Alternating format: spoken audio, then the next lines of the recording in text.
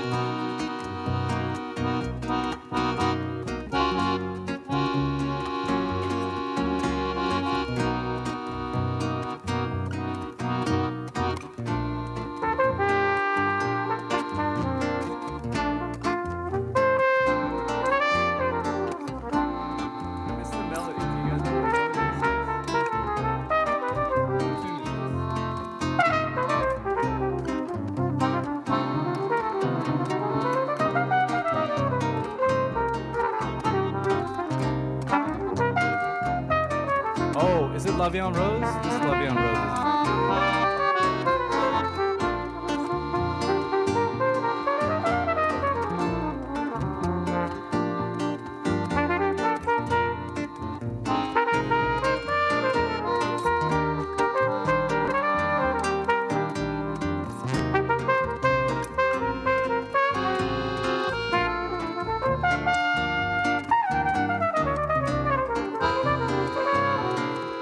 Yeah, it is.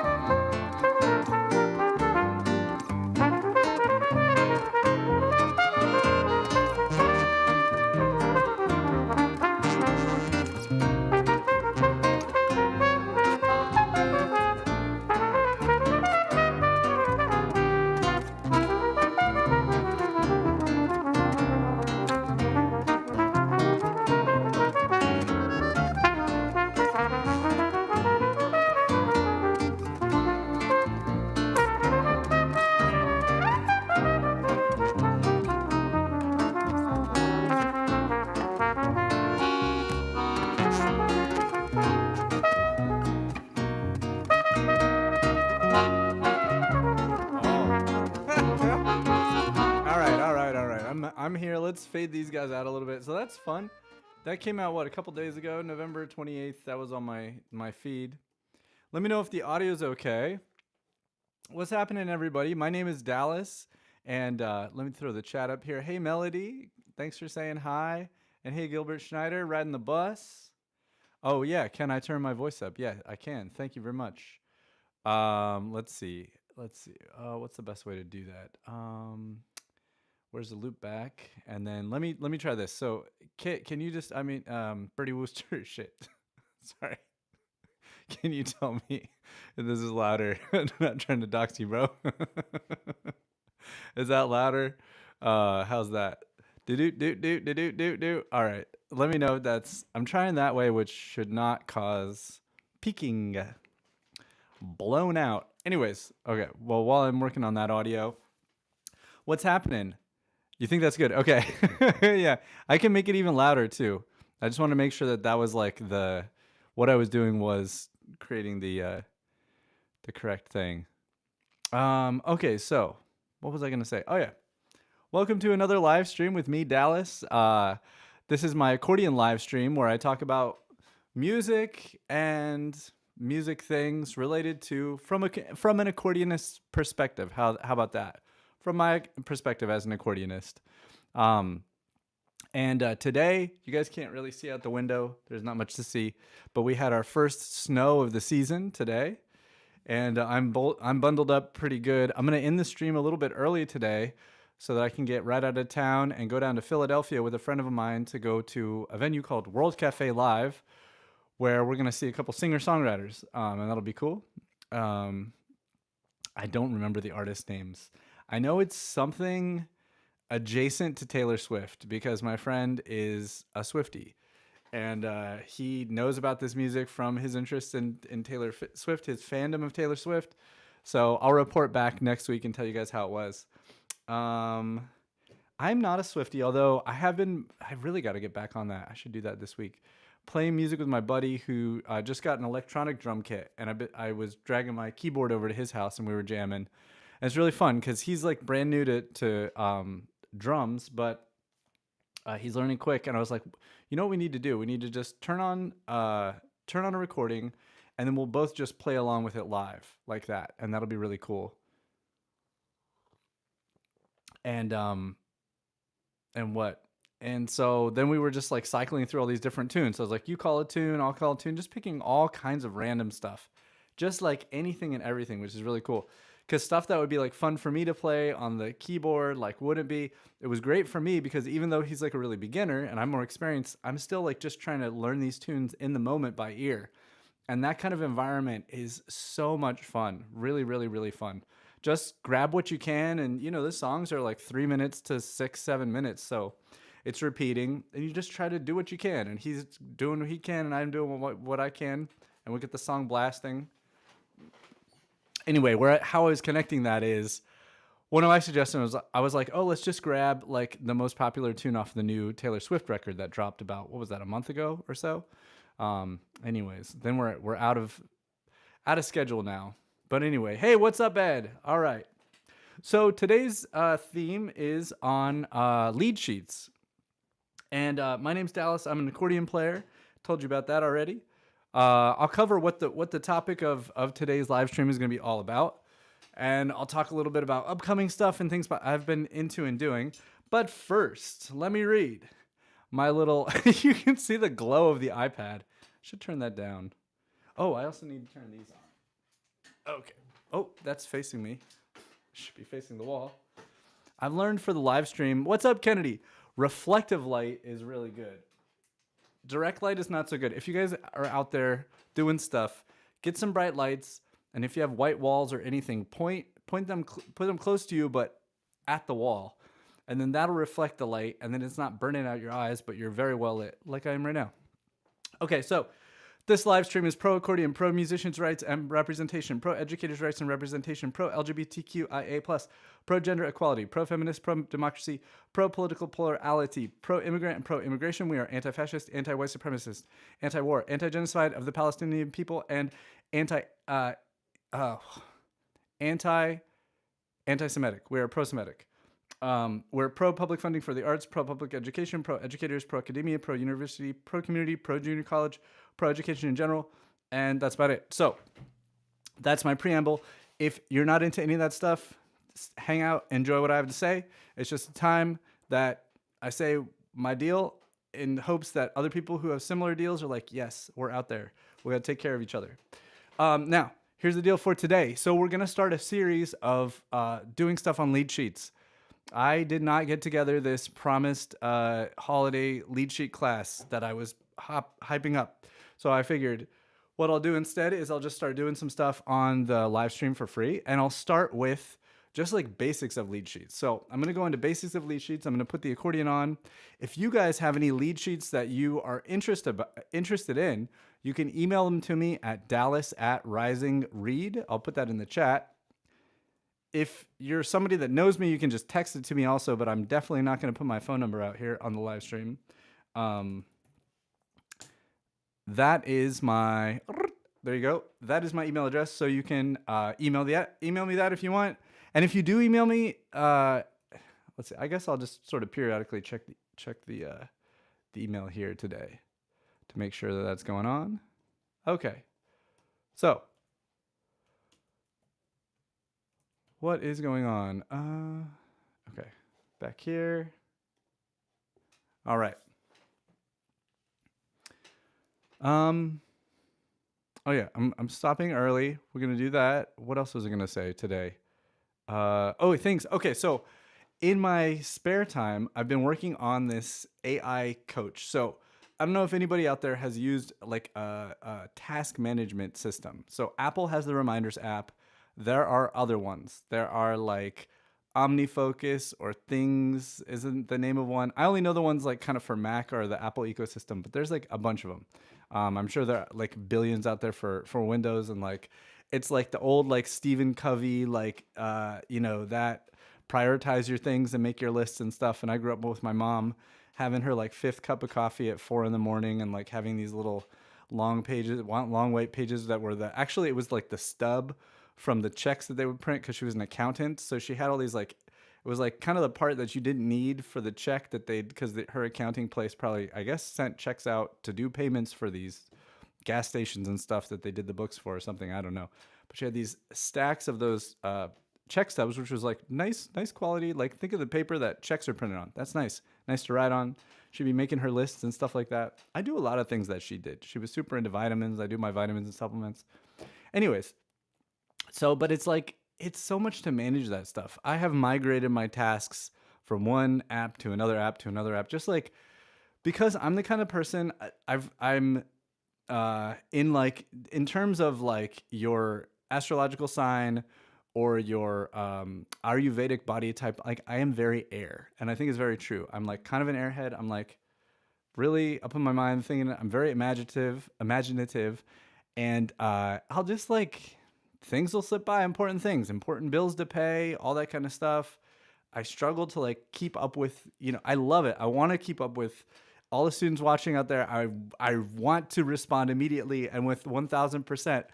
But I just like, I need systems and stuff. So I describe it as that I'm a balloon, and this thing is like tying my balloon string to the ground so I don't get blown away and like then, pop on a tree or like deflate in the ionosphere and then wind up as garbage in the environment. So anyways, so I started in ChatGPT and I started this thing, and then I quickly realized that ChatGPT and none of these AI apps actually have a long-term knowledge. When you get a few like questions in there, it doesn't really know what happened before. It sort of has like relational context, but it definitely doesn't remember. And so I realized, I was like, oh, this is like a leaky boat. If I put in like, remember to pay this important bill, like it's not going to remember it. So I figured out that, and I won't go very long on this because I know this is not for most people. Most people are like, fuck AI. I don't want anything to do with it. And I'm just using it to like hold on to this digital life that we have now. So I can survive it and do awesome with like teaching stuff. I'm definitely anti AI music. I think that's bullshit, and I don't want to hear it. But anyway, so I figured out that I could connect it if I use this one called Claude. There are 3 major AI models. There's ChatGPT, which most people have heard of. There's Google Gemini, which just like the newest version came out. That's pretty good, like a week or 2 ago. And then there's one called Claude. And Claude is actually kind of the coolest one. You guys should check out Claude. Yeah, Gilbert uses Claude. So with Claude, I connected it to a Notion database. I don't know if you guys know Notion. And now it's like I'm building it slowly, but I'm doing this thing where it's almost like building software without building software. So building kind of like a intelligent language around it. So now I have like a permanent place that my projects and my tasks can go in. And then when I wake up in the morning, then I can text it like, hey, let's start the day. And it'll be like, boop, boop, boop. Okay. And it can help me like keep track of other stuff too. Like make sure I'm not, now today I am drinking coffee later than I should because I'm going to be out probably late tonight at this show. But in general, like just things that I want to keep track of, like to stay healthy. Like as we talked about in a previous class, it's like what you measure, we can improve, trying to do that stuff. I try to not to go overboard, but it seems to work. I just do what seems to work for me. When I'm healthy, eating right, sleeping good, getting exercise, I just feel better. And I do more music. I feel more kind, more happy in myself, all that sort of stuff. So anyways, that's coming along. It's coming along, and I'm like a little low-key obsessed with it. I just like, I'm not going to marry it. I don't want it to be my friend. I don't even really want to give it a pronoun like a human being. I want to keep it as a tool. I do use pronouns like you for it, but it's an information tool. It's a tool to go through massive tons of information. And I have for a while been using it to take the transcripts from my lessons that I teach. And then I've taught it over many lessons. I've refined it to get a format out of it. So I still have to like tweak it, and it often like misses stuff, and I have to go, no, you missed that, or like this thing and the other thing. But it helps. And now I've got another thing that helps me where at the end of the email, and I include this to students now, at the end of the email, I include the things that I need to do, my tasks. So the top of the email has a really brief description, very succinct, like 20 characters or fewer, hopefully, for the assignment. So student, if they open the email, they can scan it and see, that's my assignment, okay, got it. Yeah, that's right. Because like there's nothing more of a bummer than seeing a big wall of text. You're like, I'm never going to read that. That's just, nope, I'm going to do something else. Something scannable. And at the end, it's assignments for Dallas. Dallas is next actions. And that's really helpful. It gives me a little accountability. It creates a little bit of clarity. It reminds the student what I promised them. So if I don't, they can be like, hey, that's right. He was supposed to give me that and he didn't. So that's what's going on there. What else is going on? I'm going to be playing Guy Klussevsek's Remembrance at Roulette in Brooklyn in February. And everything is finalized. I'm playing 2 pieces with string quartet and 1 piece solo. The solo piece is like big. It may be the biggest like composition that I will have ever like learned and performed. Like in terms of like, it's like 6 minutes long or something. And I've never like learned that much of written new music before as a solo accordion piece. I've done like Broadway stuff, but that's an ensemble and you have breaks and all that sort of stuff. So this will be cool. And I'm like, geez, I need to start that soon. It's called Bandonions, Basil, and Bandwagons is the name of the Guy Klussevsek song. And I'm excited to start that soon, and that'll be really fun. Bertie Wooster says, what an honor. I agree. Yeah, Guy Klussevsek's wife, Jan, hit me up. And I'm not the only one. There's all kinds of amazing people. Alan Byrne, who's a very famous accordion player in Berlin, an American-born accordion player who's been living in Berlin for a long time, and a close friend of Guy's. I think he can't make it over, but he's gonna like present a video, and a ton of Guy Klussevsek's collaborators and friends and stuff are gonna be at this concert. It should be really, really cool. And I got some gigs coming up. I'm playing at the French Embassy, and I'm playing in New York a bunch of times around the holidays. It's really cool. Is that all my updates? Oh, okay. Pardon me. Sorry. It's also like allergy season and all that. So sorry about that, folks. I did want to say also, let's check this out. This should be live. Let's see if it's live. It is live. So, okay. So if you're saying, do you see what I see? Cinema USA Accordion Workshop is live and registration is live. So I suspect that this is going to sell out. It's really exciting. So let me tell you. So this is one of the things that inspired me starting this live stream.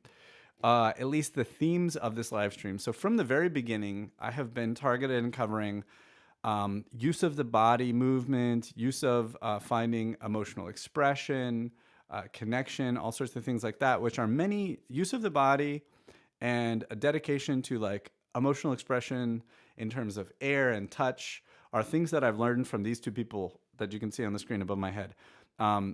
The guy on my left, well, the guy over here, I don't know how it looks to you, what side, but is Jacques Mornay, who's an amazing legendary pedagogue. And the woman on the other side is Natalie Bouchex, who's also an amazing pedagogue. And they are the co-owners and co-founders and co-creators of Cinema, which is an acronym, Center National and International for Music and Accordion. And so Cinema is the name of their school. It's a school in the center of France called Auvergne, and it's in a little like French ski village. It's not like the Alps or anything like that. Little ski village kind of thing. It's really like one town away from the ski village. Very, very small town, and it's this. It's housed in this former like hospital for obese children. That is no longer used. And then I think they rent this building, and they have for a few decades now, maybe since the 90s, or maybe 2000s, I forget. Anyways, they're absolutely legendary. They changed so much about what I do and how I see the accordion, and they filled a big void in my skill set. And this is amazing. So this website just got built by Alberto, and he did an amazing job.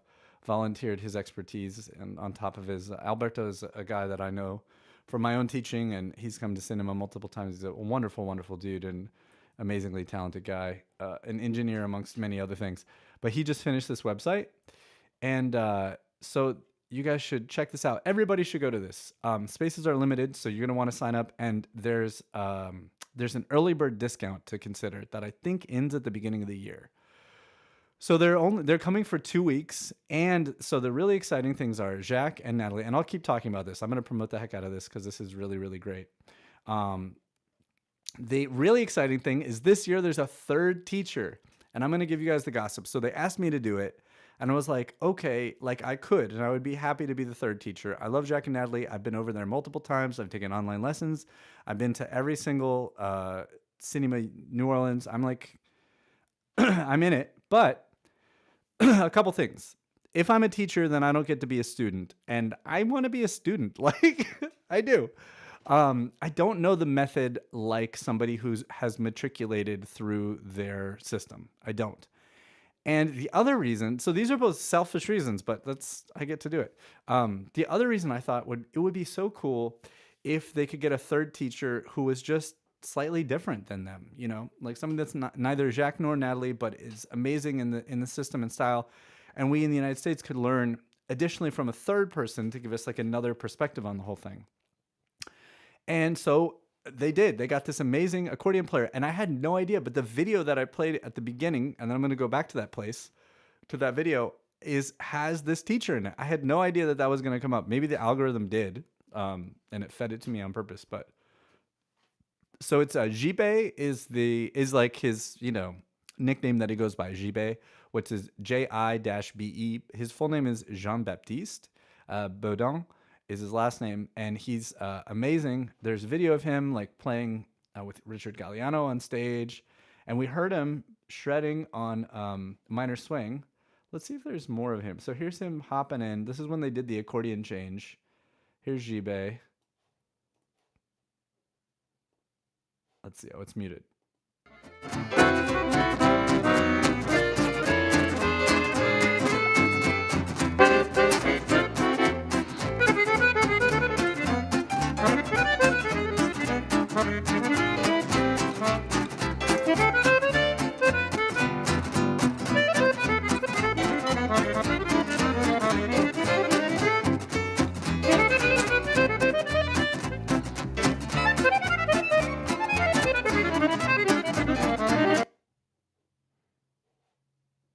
Here he is with Galliano.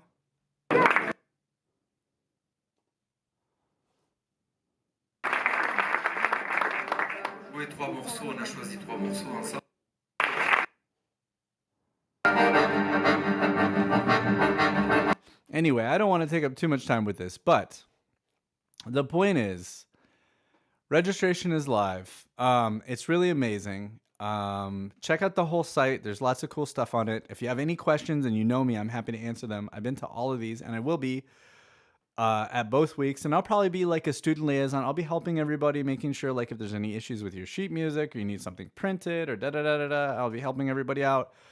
The first year there was like more than half of the students there were my students, were people that have studied with me.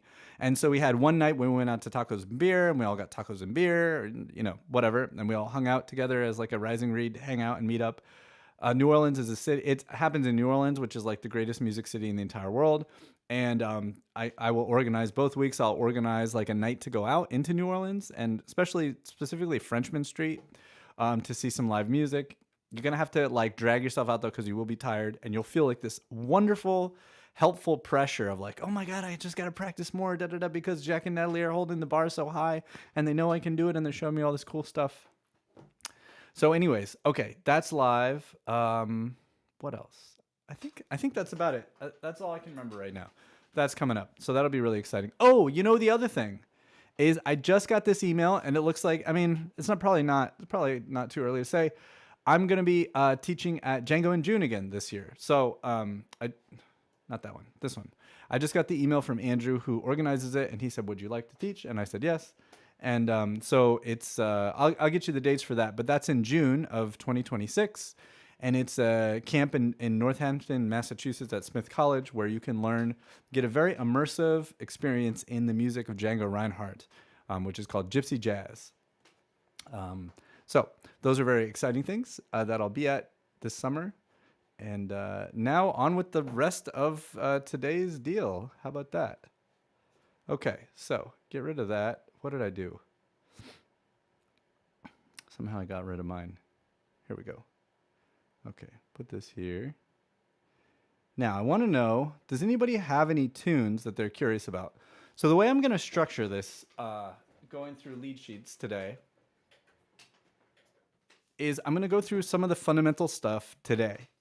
And most of the things that I think people get really confused about and scratch their heads are about interpreting the chord symbols. So today is going to be about chord symbols, essentially, and like what I would do in the left hand. And I'm going to try by next week to tell you guys that I have some sort of page up on the site that anybody can access. It'll be totally like without a paywall or anything. Oh, nice. Okay, thanks, Birdie. Lullaby of Birdland. That's excellent. Okay. So I got one. You guys can throw as many requests in as you want. So we'll definitely hit Lullaby of Birdland. Next week and the week after. So this is a 3-part series on Leadsheets. The next 2 weeks are going to be on holiday music. So probably mostly Christmas music, and I'll try to find some Hanukkah music, and then some probably just secular winter time music. That doesn't have to do with any holiday. And just because that's the music that we play and we associate with getting together with friends and family and stuff. All the good parts and not stressful, gross parts of overconsumerism or stress and all that kind of stuff. So that'll be the next one. Will be about sort of more applying stuff. So today I wanted to just go over and over and over for the next hour and 15 minutes, a bunch of different lead sheets, and try to in a similar fashion talk about, like, we're going to go through these charts and sort of decode them. I'm going to tell you what I see. I'll try to play examples of what I'm doing, especially in the left hand. And a lot of this is going to be talking about like how to interpret the chord symbols and then what to do in the left hand, the stradella accordion. I could do free bass as well, but I'm not going to. I'm going to do stradella accordion for this series. Free bass, you just have to go one more step, which is, learn how to make the same chords in your free bass. But you have more ability to do like what a piano player would do if you're playing free bass accordion. So that being said, let me fire up the old iPad here.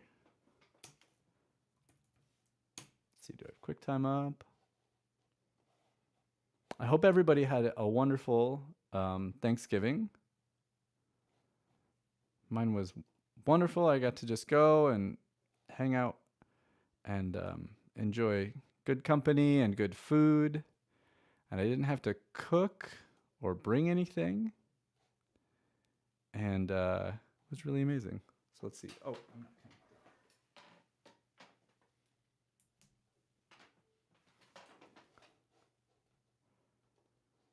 And oh man, I did something really fun. I went for the longest bike ride of my entire life. What's going on here? I'm having an issue. Hang on a second, you guys. Sorry about that. But it was 35 miles, and it was a bunch of different terrain, a lot of hills. It was some gravel and in the woods and on the road.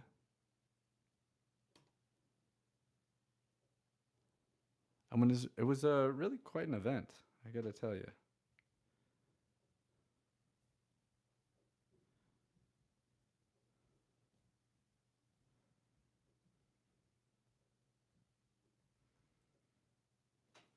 Okay. So I got things going on. Let's see. How do I do this? Oh, yeah.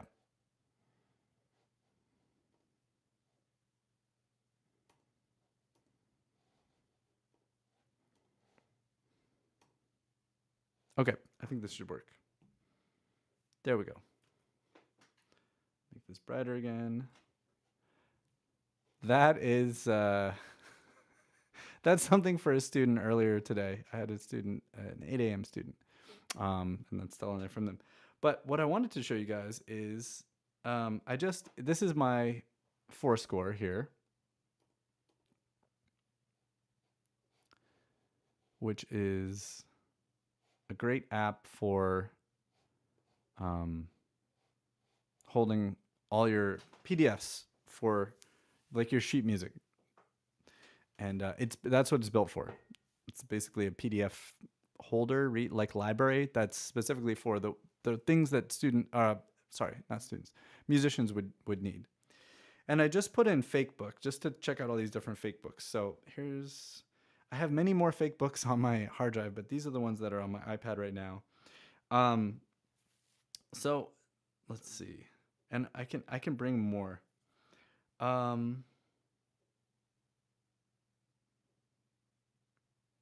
let's do... Here's one that I've talked about on the live stream before that I've been working on.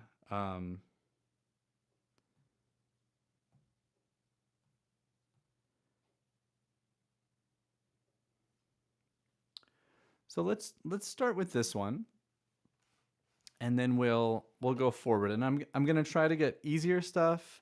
I'm gonna get stuff from different genres. I have some Irish session fake books. I have some rock and pop fake books. I have tango fake books. I have jazz fake books. I probably have some fall hall fake books, all that kind of stuff. But let's start with this one just because it's kind of in front of me. So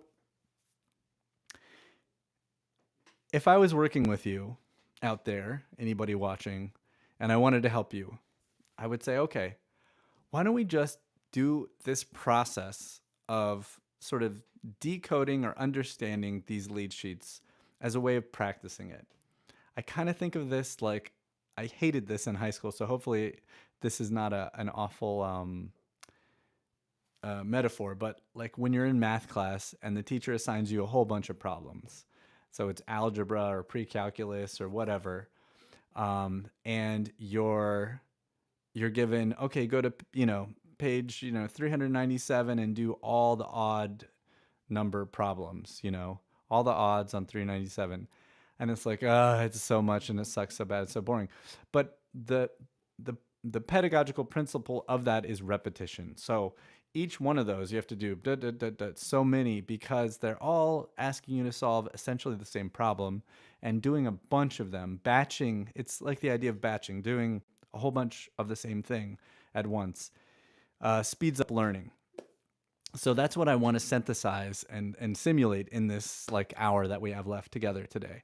And so I want us to go through, and I want us to do a few different things. So the first thing is, let's address like the things that we know about the song. So we want to look at the song. So we know that you have the title. I think that's obvious. A lot of this stuff is very obvious, but I don't want to leave anything out.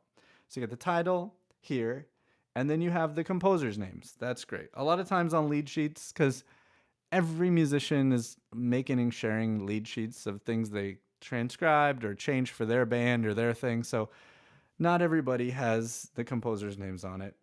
And official lead sheets that are from publishers will have tons of information. They'll have copyright material information. They'll have the lyricist. They'll have all sorts of extra things.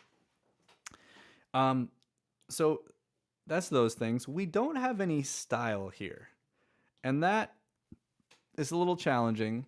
So we need to know the style, and we do know the style because we know that this came from a tango fake book. So we know that the style is going to be a tango. And I have never really studied tango that deep. I listen to a lot of those bandoneon players, and I just fake it. So I'm sure there's a lot of stuff that I'm not doing correctly. And I'm sure that there are many different names for the different grooves that match different dances in the genre. And I don't know those, but if you did, you might. If you did, you would be more specific about the style of tango. Like it's a milonga, or it's a this thing or that thing. In this case, I'm just going to say it's a tango, and that's going to mean I'm going to play it like a tango. And so the deal with a lead sheet is, with a lead sheet, you get just the melody and the chord symbols, and that's it. That's all you get. Occasionally, they'll have like a little bit of extra, information. They'll make, if there's like a hit or something, some lead sheets will put it in there. But basically, usually you don't. You have to either be already familiar with the tune, so you know how it's supposed to go, or you just wing it and make it up. So everything else is left to the musicians to create, which is really fun. And it's a way of, we know that this goes all the way back to at least the Baroque era, that they had figured bass and all sorts of little shorthands. They approached music a little bit differently. They didn't think about harmonies the same way that we think about harmony, but they certainly thought of it similarly enough. So when I put my accordion on in a second, I'm going to go off of all of the vocabulary and stuff that I know already. And so what's very likely to transpire is that you might find that you yourself maybe are not fully satisfied with the amount of vocabulary for a style or a genre to play that like convincingly. And so that requires some work. It might require a decades long project, right? Which music is a lifelong journey, I would say. I don't know a single person, artist at all who would say like, "Yep, I'm done learning art." Like it's a way of doing life essentially. So the skills that we need to know are to decode the chords and this is vocab, which is short for vocabulary of the style of the song. And today I'm not going to get into the style so much. That's going to be for next class. And we'll be doing that on Christmas songs, but we'll try to do Christmas songs in different genres. So not necessarily the genre that we're familiar with them in. Today, we're going to talk about decoding the chords and what that means. And so there are sort of two ways that we're going to work. So one is when we see a chord that is a chord symbol that's a very minimal amount of information, like these on this page. So this kind of lead sheet is giving us the barest amount of a chord symbol. And so if I was going to play this, as I'm sure you guys can suspect, I would be doing many, many, many more things. Let's see, let me plug in my accordion, pardon me. Hopefully this stays plugged in.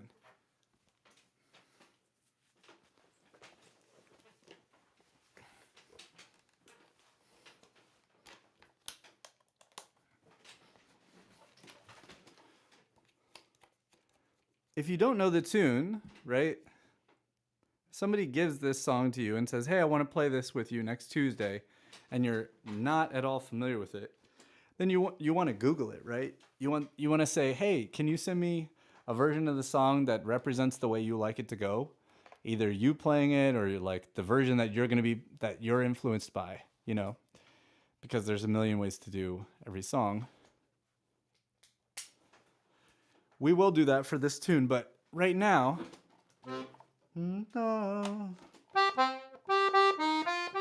going to start and just read the melody.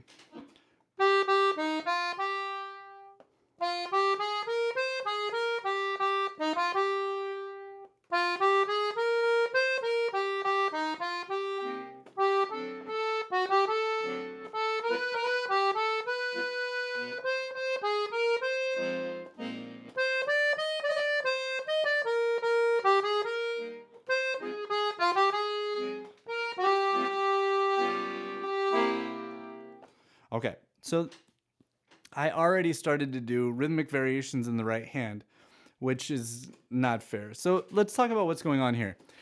If I played the melody just as is, without sort of like, I'm a little bit in this like programming the AI mode, which is actually very helpful because it helps me think about teaching and knowledge in this way. That's kind of cool and interesting. If I played it with straight eighth notes and sort of like I'm trying to be not have a style at all, just play exactly what's written. 1 and 2 and 3 and 4 and 1 and 2 and 4 and 1.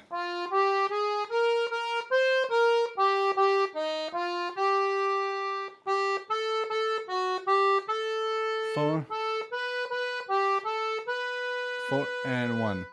That's okay, but it doesn't really sound like tango yet, and I'm not doing anything with my left hand. So what we need to do is we need to put that through a tango filter, which is going to be playing with the rhythms of the melody. And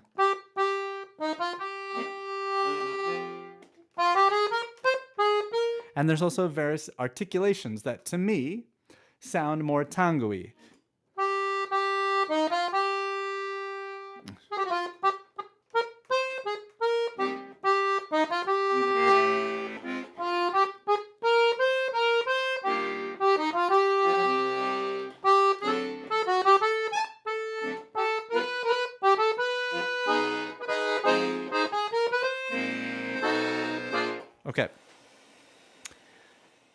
and then the left hand stuff. So it's going through the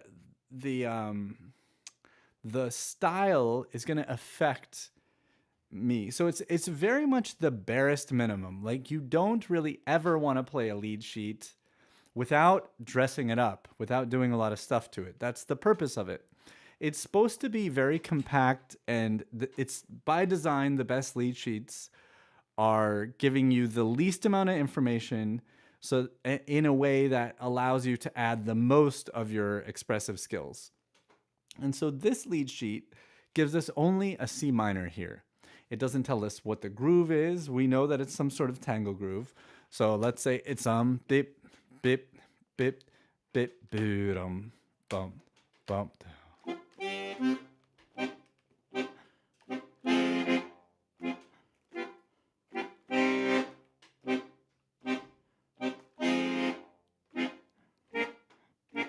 What does it go to? Ifa.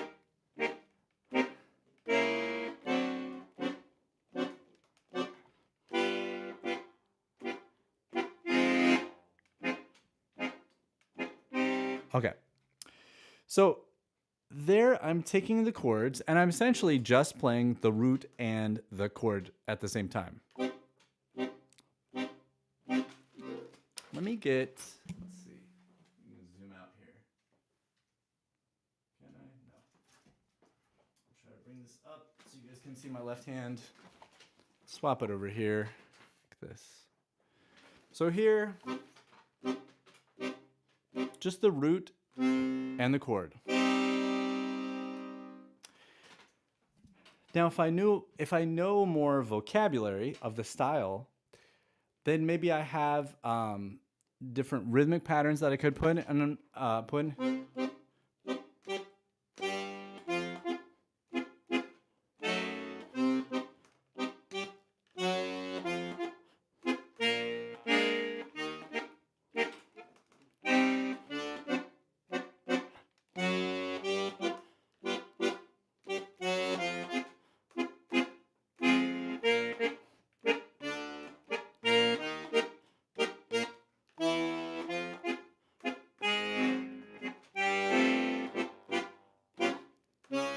And then it goes to a D flat, major 7, but we'll stop there. So different kind of orders of the basses and chords in the left hand. That gets in the style, but the actual interpreting of the chords here, for this style, I could play just a C minor.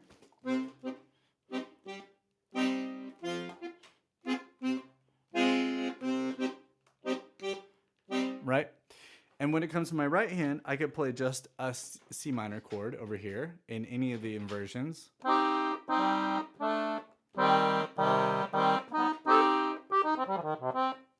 Let me put on bandoneon.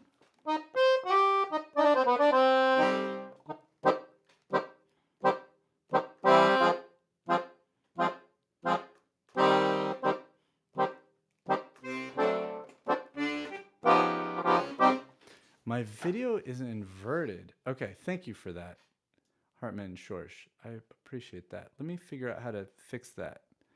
This should be over here somewhere. That's weird that it did that.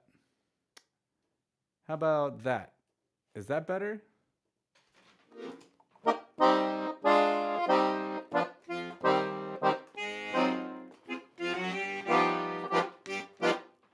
Does that fix it?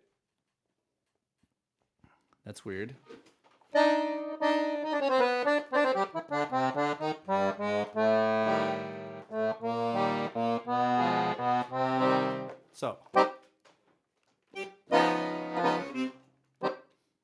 So if I only play these, it's fixed. Thanks, John Camel.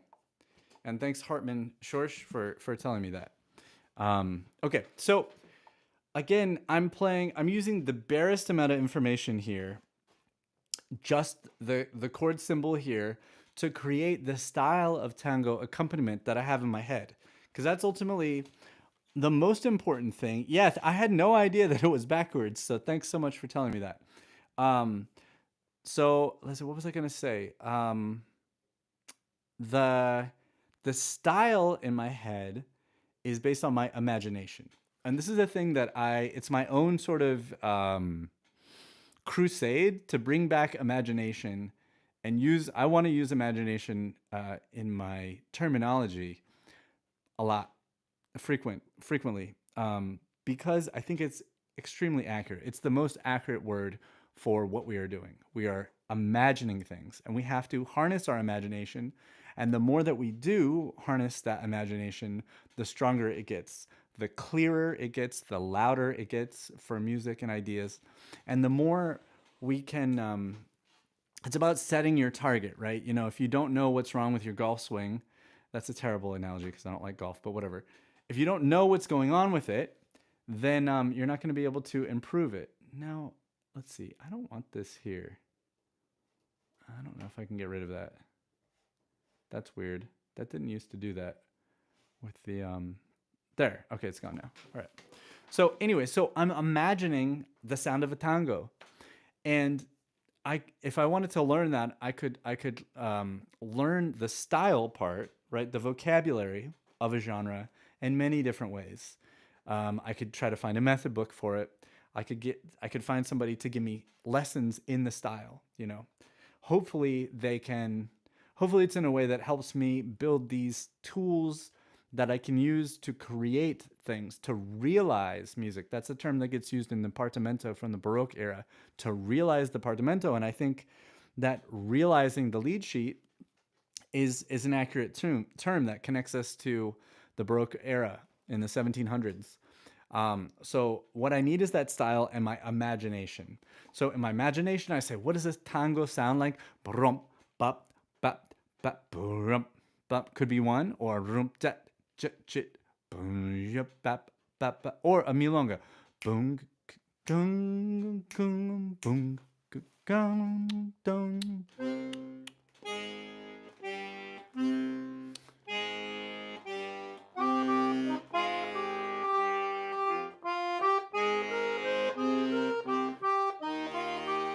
I messed that up.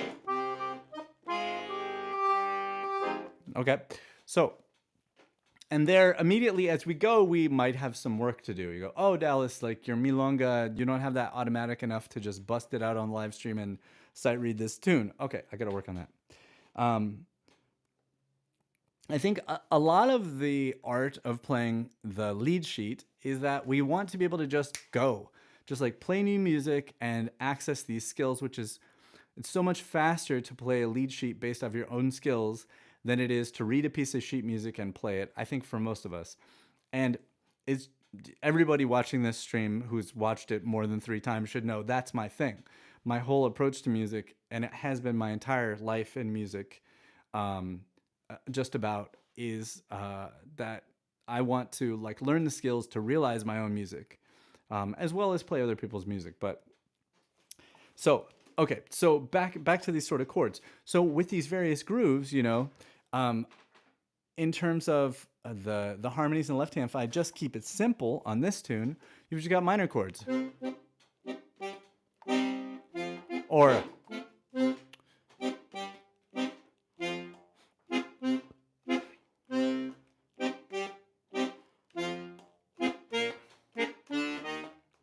right.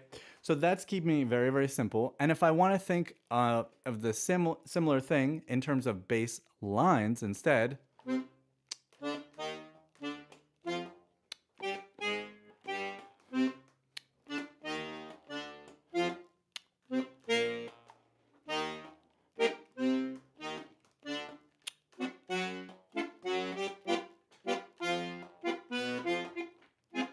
whatever it does.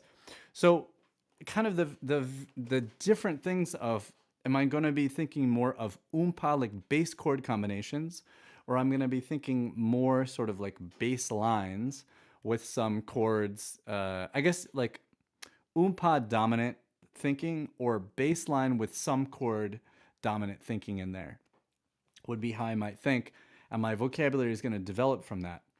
And then in the right hand, depending on how interested I am in chords and harmony on this thing, the rhythms and stuff I want to develop and talk about more so next week as far as different genres. But in terms of different chords, you know, it depends on how much I know about these chords. So first of all, can I make them all in root position would be the first thing. And if you can't, then that's a wonderful place to start. And lead sheets are the best way to practice. And it's like doing the math problems. Do all the odds on page 386. Open up the lead sheet. If it's tiring and exhausting, that might be what we call type 2 fun, right? Like the kind of accordion practice that's a little frustrating, a little exhausting, a little tiring, but you eventually can see yourself getting better. That's type 2 fun versus just like, oh, I played something really well jamming with friends, or I performed this super good, or I play this old song that I know super well and it's really fun. That's type 1 fun, where there's not a whole lot of struggle and effort in there. It's just the pleasure is the main thing. So let's call this type 2 fun, if we can. And in that case, you know, that would be perfect. So you could take that, and the first step would be to get your motor skills to just play these chords: C minor and F minor and C minor. And these chords are self-explanatory if you know a little bit of music theory. So you should immediately understand an F minor 7. You can Google that. Now, here we'll get into a little bit of shorthand for chord symbols. So this is something that I want to add to this little glossary as I was thinking of. So there are different ways of writing that a chord is minor. So in the United States, the most common ones are to use a lowercase letter m, to use an mi, or the other one that I like to call, I don't know if it is, but I call it Los Angeles style, is a minus sign. So these are all different ways of saying minor. And if anybody out there is watching, let me know if I've forgotten anything out there. So this is a minor 7th. And so that would be F, A flat, C are the root, the 3rd, and the 5th. And then the 7th is going to be an E flat. And that's all basic information. And I don't think that there's anything abstract. I think it's very, the chord symbol and terminology around that is very representative. It means you're playing a minor chord with the minor 7th on it. And that's work that you can find a bajillion places and in a bajillion textbooks on the subject over here. If we wanted to play that chord on the left hand of the accordion now, we'd have to do a combination of an F bass button and an A flat major chord. So you have the A flat part here in your triad button, and you'd have the F in the bass. And this is stuff when I went to Joanna and Stan at Acme Accordion School, I did not know this stuff. I could play this stuff on the piano. I was, 25 or 26 when I started going there, I think? Maybe a little older, 27. Took my first accordion lessons. So that's how I would play that. So if we're going to go through this, it's going to be F bass plus an A flat chord. And I'll put A flat major chord there for the F minor 7. And then the B flat 7 is how you would learn it in Palmer Hughes. It's just the bass note and then the dominant 7 chord from the column. But there are going to be more extended chords that we're going to find here today. So here you have an E flat major chord. That's fine. I'm going to go through interpreting first the basics of what's written here, and then we'll talk a little bit on another tune. We'll talk about going further. So this one is a C minor 7. You'd follow the same formula as you did for the F. So in this case, it's a C bass and an E flat major. So C plus E flat major chord. I got to put E flat. There we go. So there you can hear. So that triad. Bum, bum. Okay, and then we have a D7, so that's just the same one. So G7, easy, we had this. Okay, so let's decode these. That's fine, B flat 7 is fine. Now here we have a new kind of chord, E flat major 7. And if you want to play this as it's written here,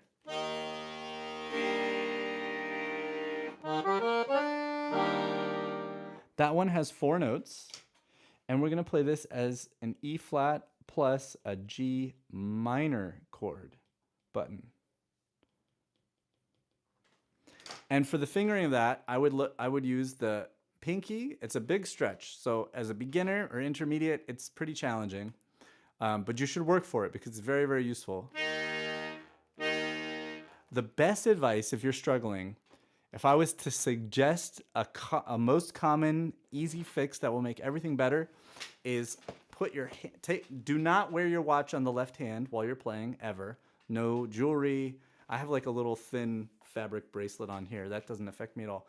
But you want your left hand very far through the strap so your fingers can curl over the bass buttons like that. And you can practice that. Right? That's some the Sati Gymnopédie. Okay. And these are simple formulas you can find and representative. Now, here's a new chord that's, I would say, more of a jazz age harmony. It's a G7 sus4. It's a beautiful chord, and what it means is that when you see one of these, it means that the sus is short for suspended. And what is a suspension? I can draw it in here. So without the suspension, this would be just a G7. There's our G7. And the suspension is telling us that the third, this is like a classical idea. So let me play a suspension.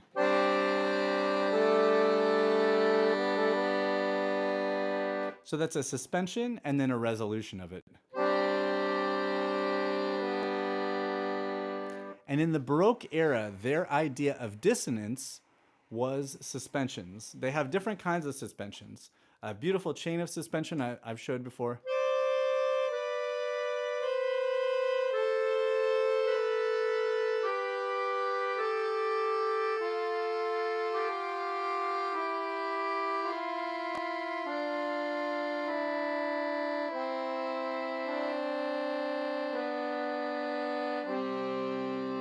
That's a beautiful chain of suspensions to show you this idea. So jazz uses this a lot.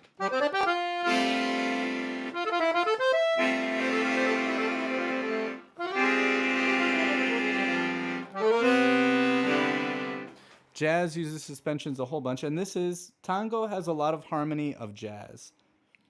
So does forró, so does choro, so does more contemporary styles like tarantellas do, definitely musette waltzes. Genres that were popular instrumental music that were thriving in the 20s, 30s, and 40s, the jazz ages, are influenced by these harmonies. So what we do is we take this is just so you can see it. This is not going to help you play it in the left hand, but my eraser is too huge. So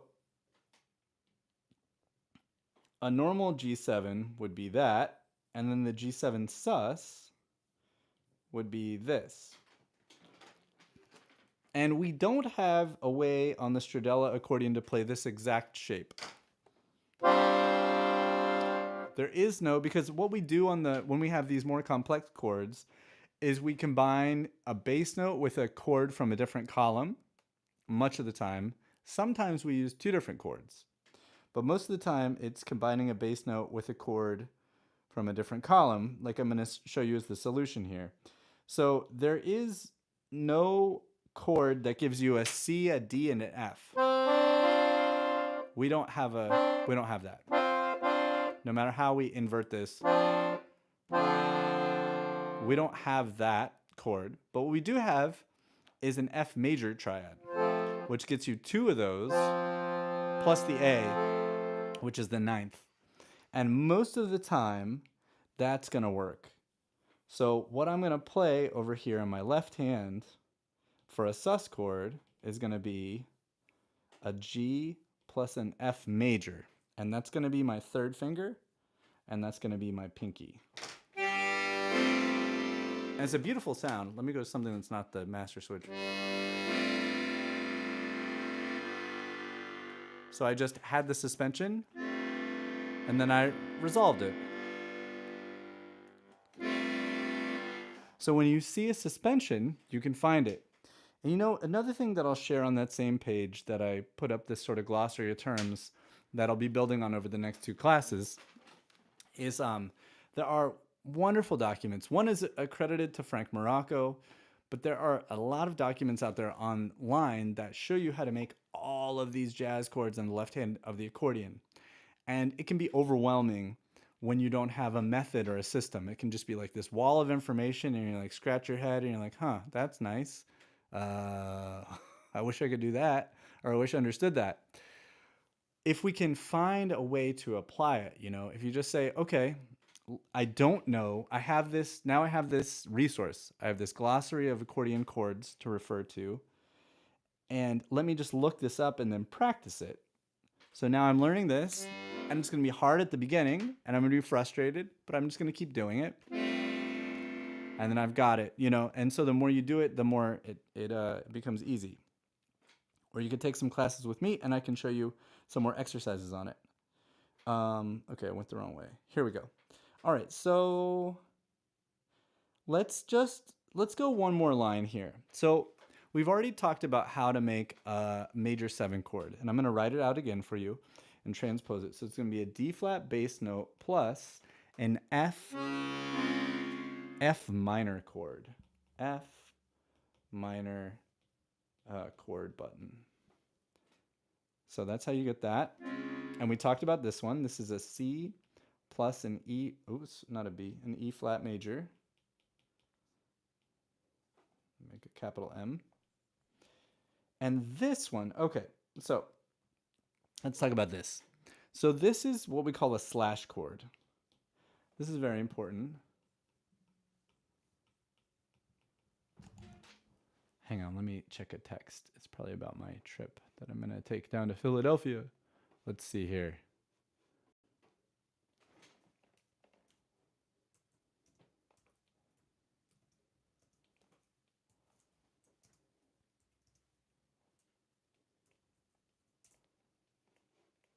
Alrighty. So this is a slash chord, and this is the slash. And it's once you understand what this means, it's very simple. So it's easy for me to show you in 2 hands, and then I'll show you in the left hand alone. So the thing that's to the left of the slash chord, this part is the chord. And the thing that's to the right of the slash chord, this part is the bass note. So let me label those. Chord, smaller here. So this says C minor 7. So this is a C minor 7 chord. I have to narrate because I know that there's people that have told me that they watch this while they're, I don't know, doing stuff around the house or out in the yard. So, oh, also let me check them in the chat. So in the chat, let's see. Oh, Gilbert Schneider. You're probably off the bus now.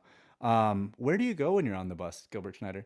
But he says, I need to practice my major 7ths more. I've been playing the first gymnopédie slowly for fun. Oh, that's beautiful. I love that tune so much.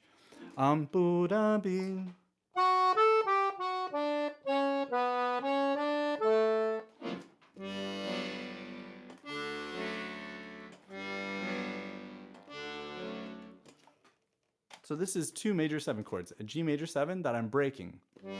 I'm breaking meaning, breaking, what I mean is I'm playing, like I'm miming like I'm playing the keyboard. I could just play the keyboard.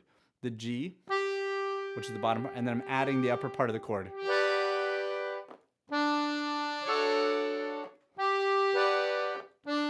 This is what it sounds like on the left hand.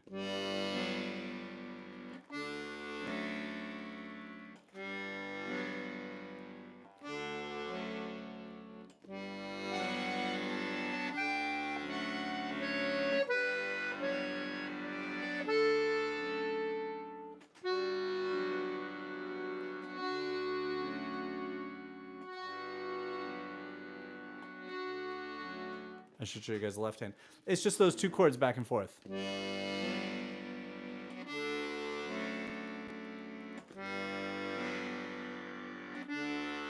So G major 7. Okay, now back to this. So looking at the slash chord here, which this one will definitely give you a pause if you don't know what's going on. If I was to play this in the accordion only, so like just as an accompaniment, the left hand in the pink highlight, it says B flat. So I'm going to play a B flat over here. And the yellow highlight is the chord. So in my right hand, I'll play the chord. Let me go back to like clarinet here. Or no, we were on bandoneon. So here, C minor 7. And in the next measure, we can see again another slash chord. Let me do it the same way. So here you've got the chord in the yellow, and you've got the bass note in the red. So bass note and the chord. Oh, brain. Why do you make me write a D when I'm trying to write a C, clearly. And so what's happening here is we have a descending. The more you do this stuff, the more you'll be very fast at recognizing this. But what we have here is we have this neat little descending line. So you have a C, or no, pardon me. Here you have a C bass note. Then you have a B flat bass note. Then you have an A bass note. And then you have a G bass note. But the chords are not a B flat chord and an A chord. So it's the way of notating when you want a bass line at the same time as chords that are not, lined up. So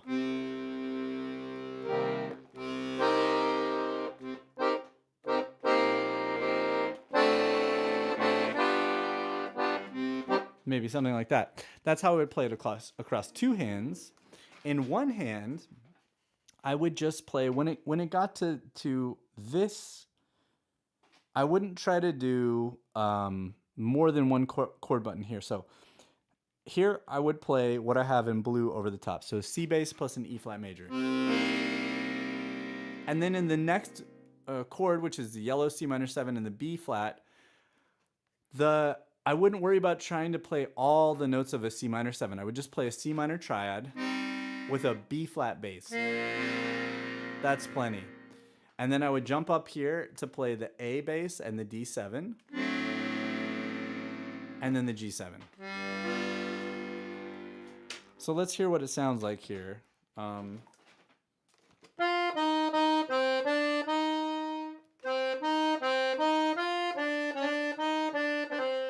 Okay, 3 and 4.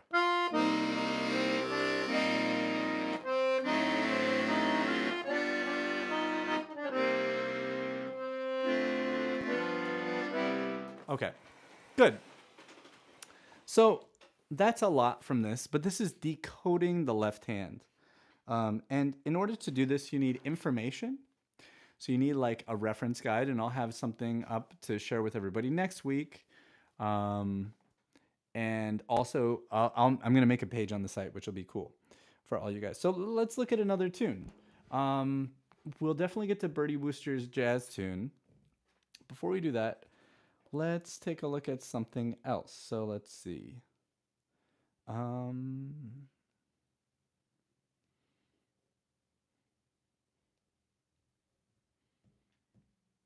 This will be interesting.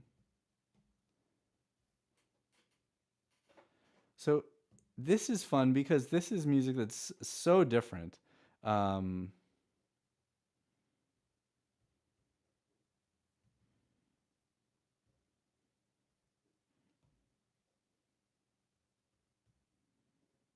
This is a classical music fake book, which is really cool. See if I can find something that we all recognize. I don't know if I can or not. The Ave Maria. So here, in order to play this is kind of hard to read, isn't it, guys? Oh, oh, I know if I edit it, I can get larger. There we go. Okay, so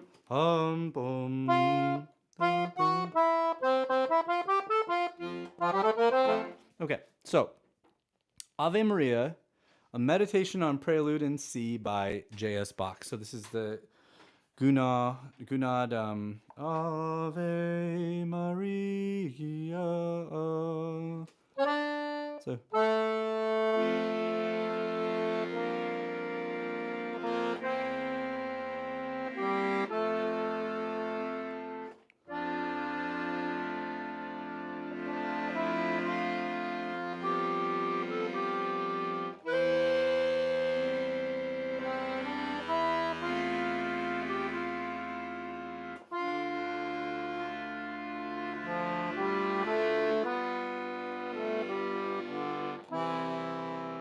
So this requires me to have some vague idea of the melody of Ave Maria, although not necessarily.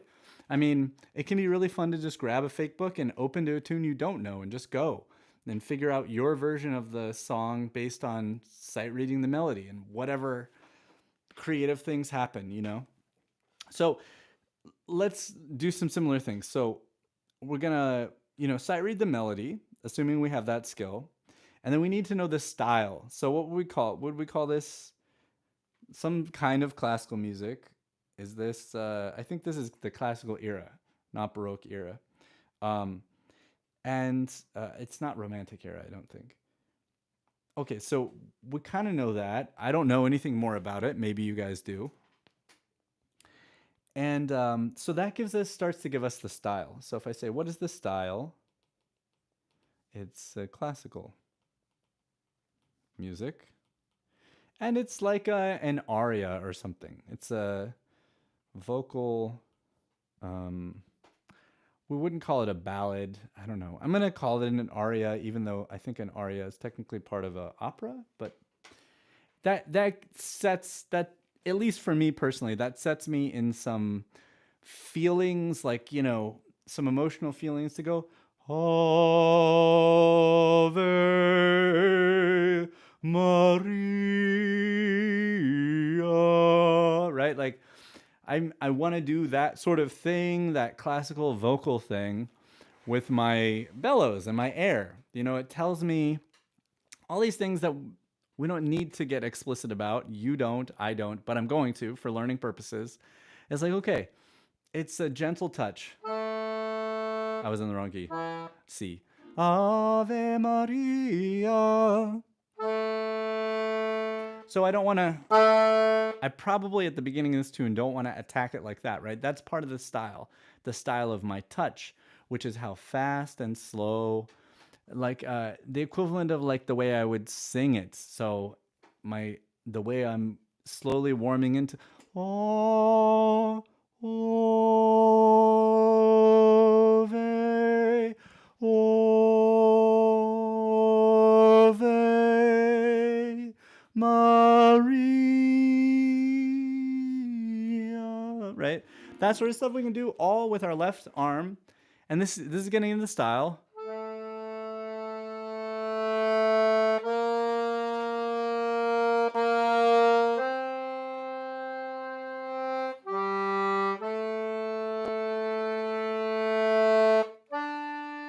Right? That's the style that I need to access if I want to try to copy it, and the more I know that style, the better. And the other thing is now decoding these chord symbols. So what do we see? We see a bunch of slash chords. And so that means that we're going to be playing these as the basses. So if I look, it's a little bit hard to read, so sorry about that, but we have F. And when we just see an F or any letter alone, like this one's C, it means a major triad. So I'm going to choose to play the F bass on the accordion and the F major chord. And we're going to listen to a couple like recordings real quick just to see. But if I wanted it like a Puccini thing or...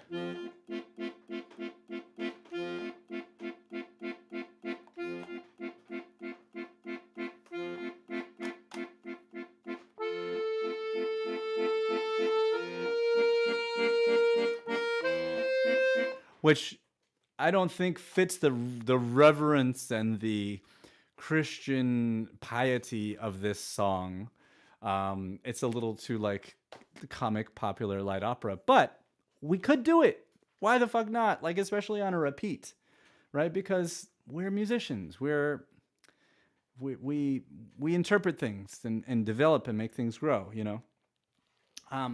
So this side of these chord symbol of this slash chord is the chord symbol. So I have to figure out how to, in the first bar, play an F bass and an F major if I wanted to. There's a million other ways to do it. I could leave the F bass out of it. However, I wouldn't, because this sort of has this pedal, and this is called the lully. So I know from my little bit into the adventures of the teaching of Partimento, this guy Robert Jurgen, who's a retired professor now, coined all of these terms, all these naming convention for these chord symbols, and this one is based on the prelude in C. There.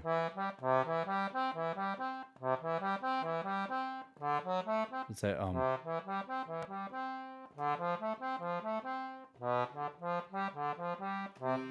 I'm not playing it right, but the prelude number 1 in C major by Bach, which is I think the preludes and fugues.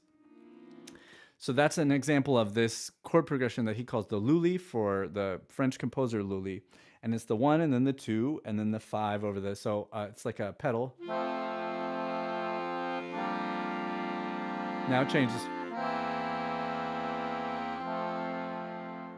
And it's also Ave Maria. It's many, many, many things. We watched a video by John Mortensen. I don't remember what live stream this was, about a month or so ago. And John Mortensen is talking to this like conference of pianists, and it's, I don't know, maybe fewer than 20 people sitting there. And he goes through this cool, quick like lecture on improvising in historical styles, specifically Baroque.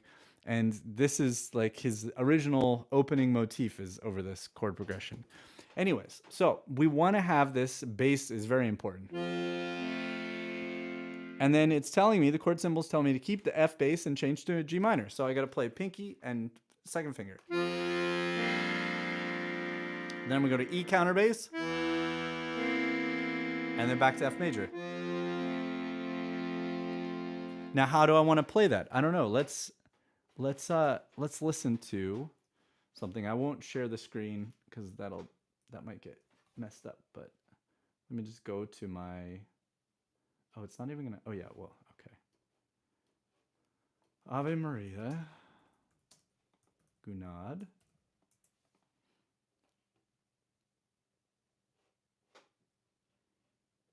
I'm trying to find a live version that won't copyright strike me. Well, here's one with 314,000 views. It's a pianist and a vocalist.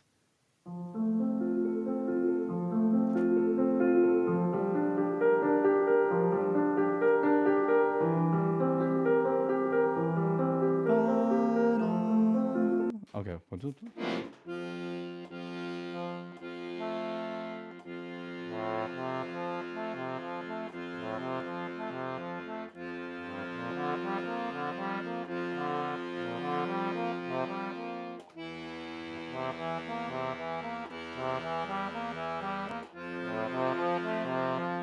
Now, if I have two hands on the accordion and I want to mimic this, and I have stradella on the left hand, I don't get any arpeggios.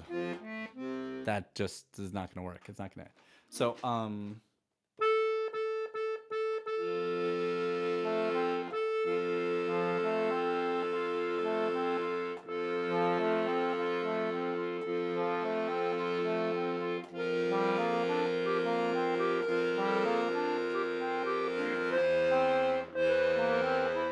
hard to do. Hard. I cannot bust this out live.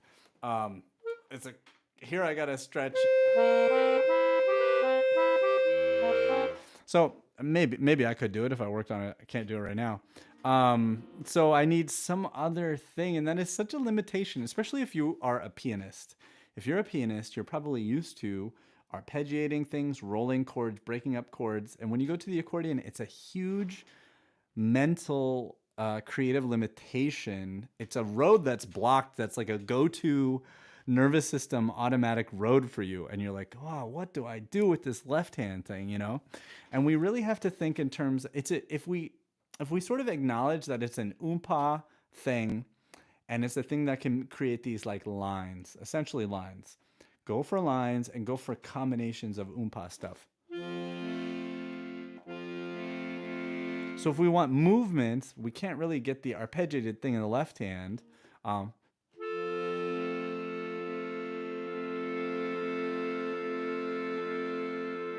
So that's a way that I can get some similar movements in the left hand, I can at least make some more motion happen instead of just a long sustained thing.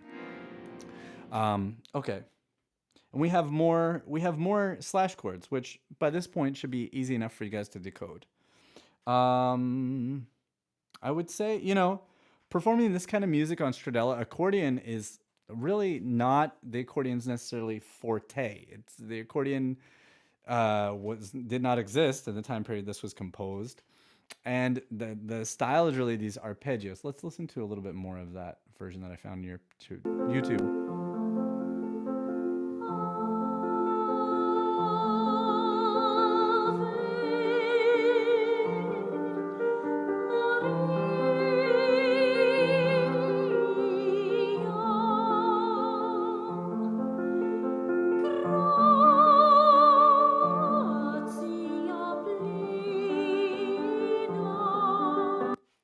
Bertie Wooster says they'd love to learn this song on the freebase. Yeah, I would. You know what I would say? I would suggest for anybody out there that's playing freebase is find a piano version, because a lot of the time, as long as it's not too reliant on the pedal, especially like sustaining things while you're jumping and leaping, most stuff that's written for piano is very able to be played on the freebase accordion with great success.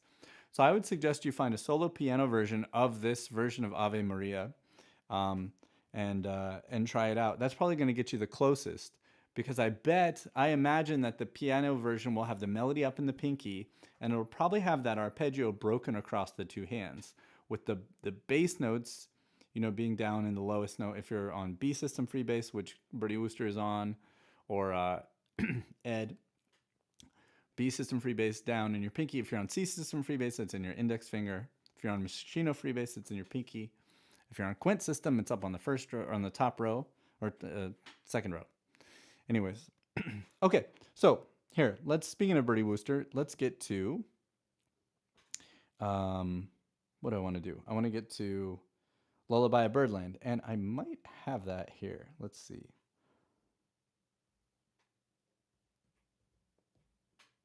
Lullaby of the Leaves. No, so just give me 1 second to get Lullaby of Birdland lead sheet onto my iPad here.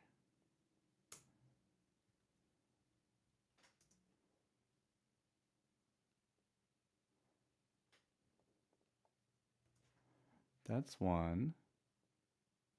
That's another one.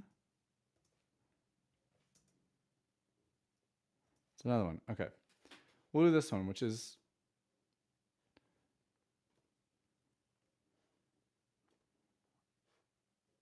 another style lead sheet. And one of the challenges with lead sheets is that there is a few different ways that they can be notated. Like, look at this one.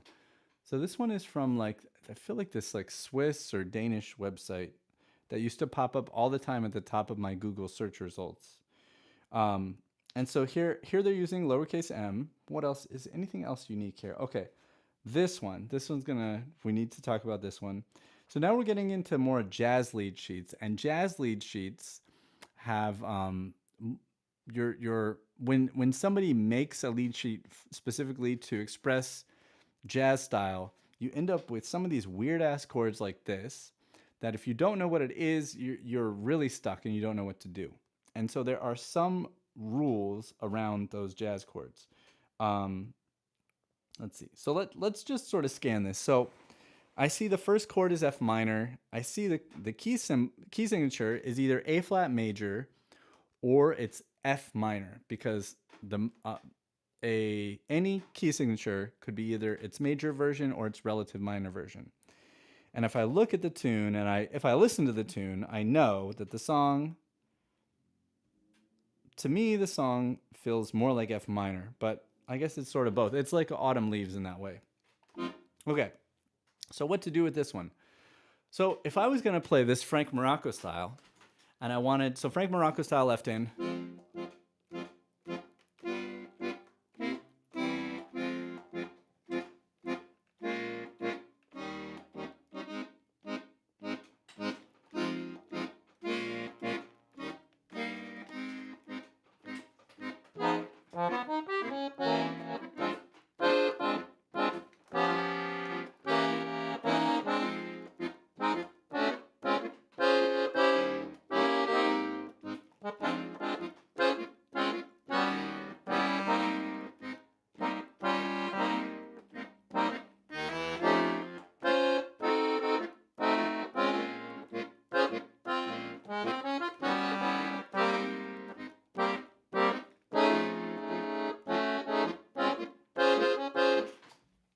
Down here.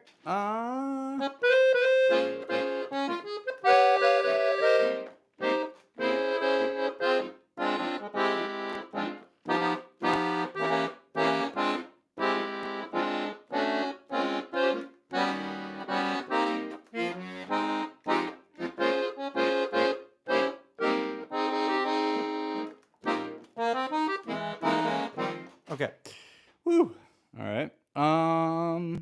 So what I wanted to show you was a bunch of like fancy right hand chords. It's all kinds of shit that I'm not gonna get into, but all the flavor and sauce and movement and melody was over there. But my left hand, a lot of the times, I wasn't doing any sort of fancy jazz left hand there. Just when I was playing those minors, most of the time, if it said F minor, I was just playing the bass and a minor triad. So G7, just what it says. Now in my right hand, I'm not playing what it says. In my right hand, I'm playing like this is a rootless 13, or I guess a 6/9. So the third, the fifth, the 13, which is also the sixth. The sixth is the same as 13, and the 9 here. There's a flat 13, G7 flat 13, flat 9.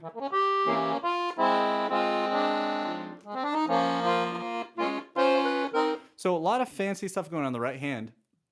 And even if I kept it simpler, if I just did 6 chords, and then G7,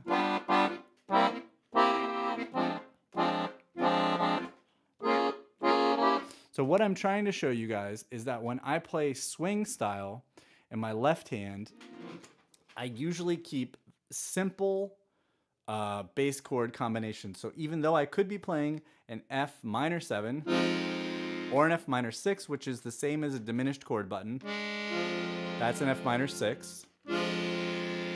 I'm just going to play an F minor triad. And I could play a G7 flat 9, a G7 sharp 11, but I'm just going to play a G7 and the C7. And I'm going to keep it grooving.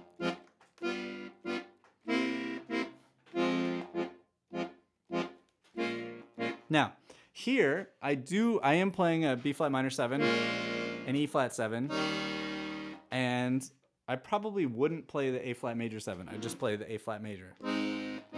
And F minor 7 and B flat minor 7. Okay. So sometimes I'm playing the minor triad. A lot of the times I am.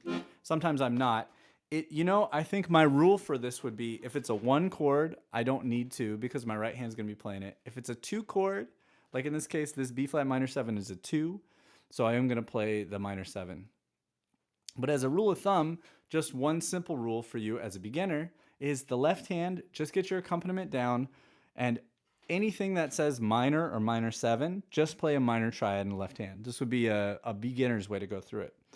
And all these other chords so far we've talked about, when it comes to this A flat major 7 in the left hand, for a beginner, you could just play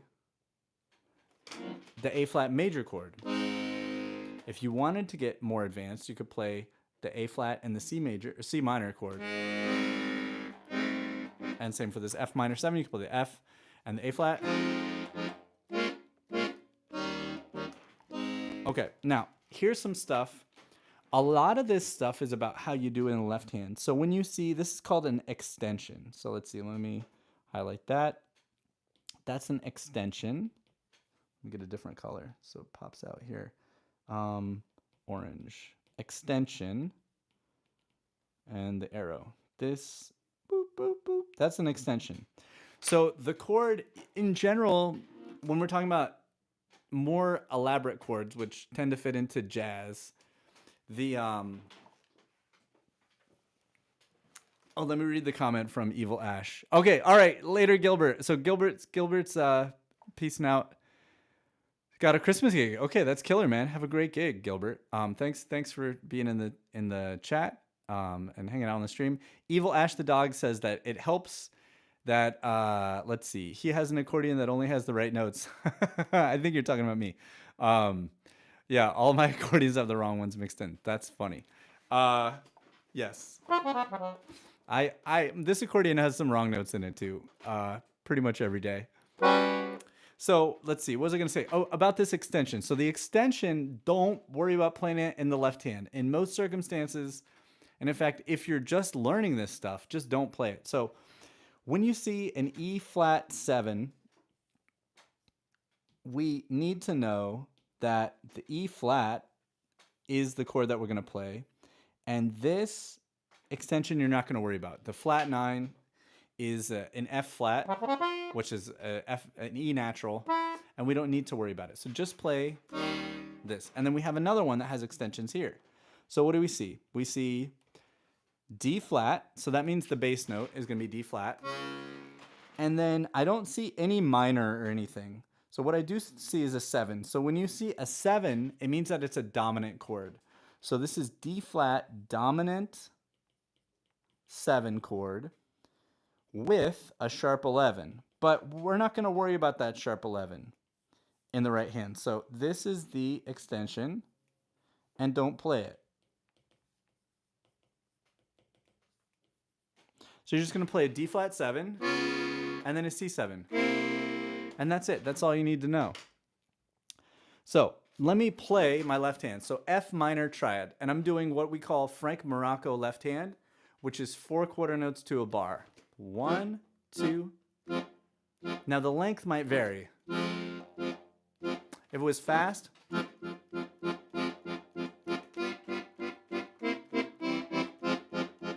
right? If I did it maybe double time feel, lava doo doo dee doo dum bang beat ding ding boom beep boom shake it dong beep beep doom shake it dong beep beep all 5 feet foot beat it boom ba bedoom badito badito dadito wop. Okay.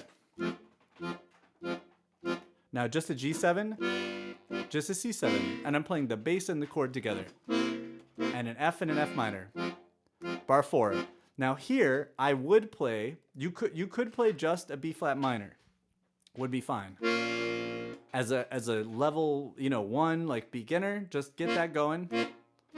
Or what I probably would play is the B flat bass and the D flat major chord, which gives me the full B flat minor 7. This is the same as the F minor 7 we saw in the tango tune. Just a regular E flat 7. And then to here, you could play either like the beginner or advanced beginner, or early intermediate would be just the A flat major. What's even better for this one is if you can play the C minor with the A flat bass. Here I would just play an F minor. And then this one I would do the same as before, the B flat bass with a D flat major chord. Here we're not going to worry about the extension. And back to just an A flat major. This one's just a D flat 7 and just a C7. And that's enough to get going on this tune. So if I play this tune, ba ba doo doo dee doo.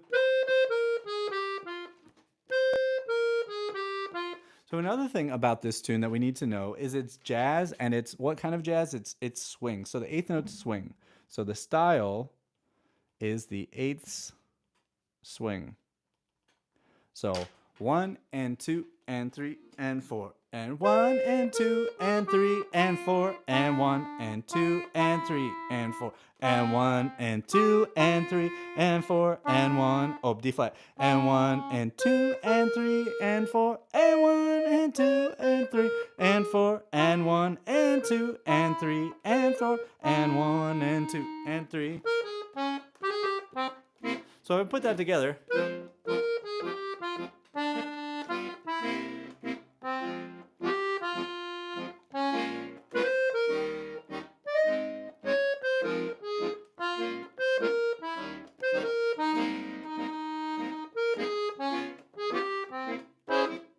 right?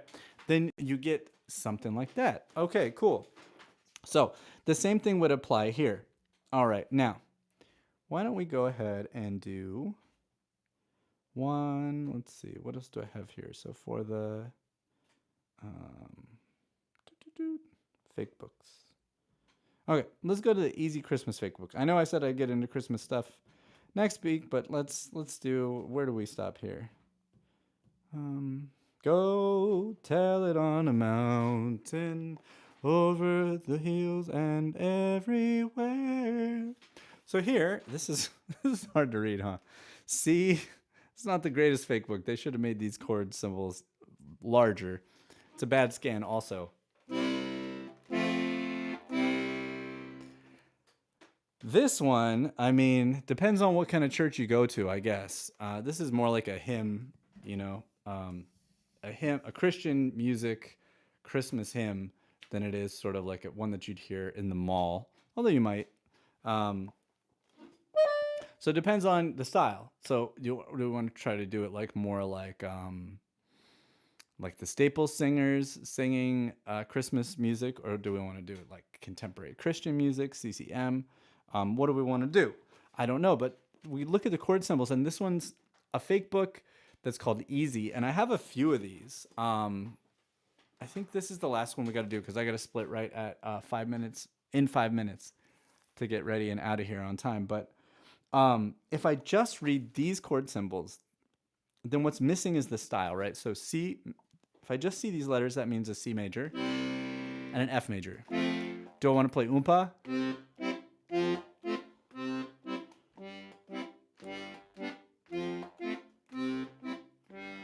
So go tell it on the mountain, over the hills and everywhere. Go tell it on the mountain that Jesus Christ was born. Okay, so that would be fine. And I had enough rhythm in my voice that it wasn't so bad. Let's see. Let's do it here.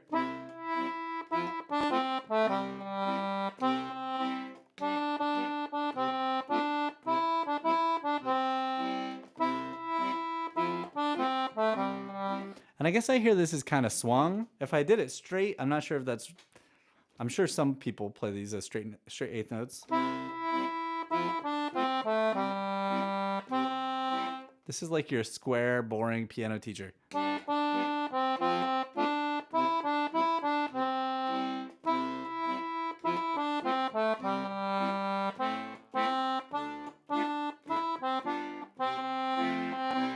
Okay.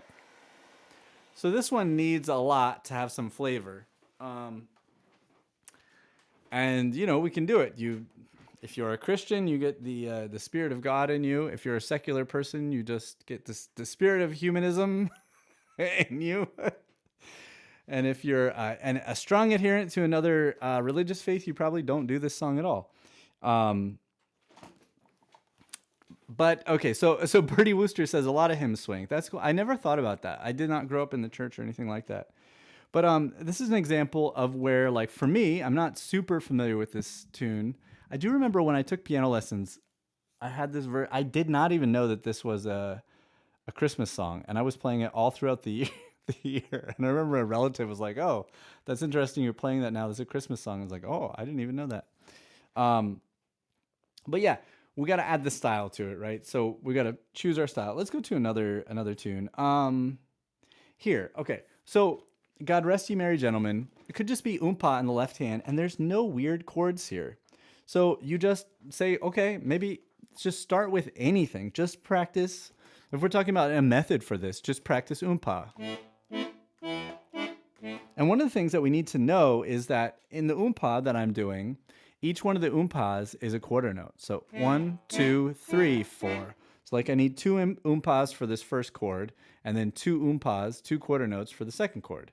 And then I need, 4 oompas or however we're measuring this, Oh, that went too far.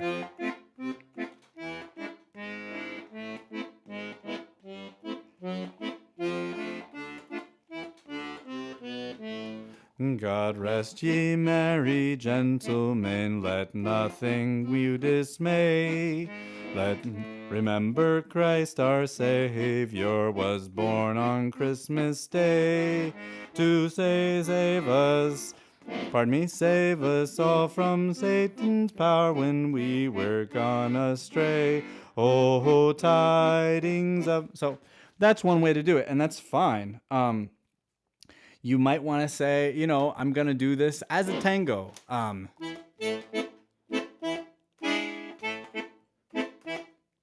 And again, I want to get into this more in the next class. But as far as the basic decoding of this, in this one, you can basically construct a pattern based on the style. And again, coming back to imagination. So this is where I'm going to end it for today.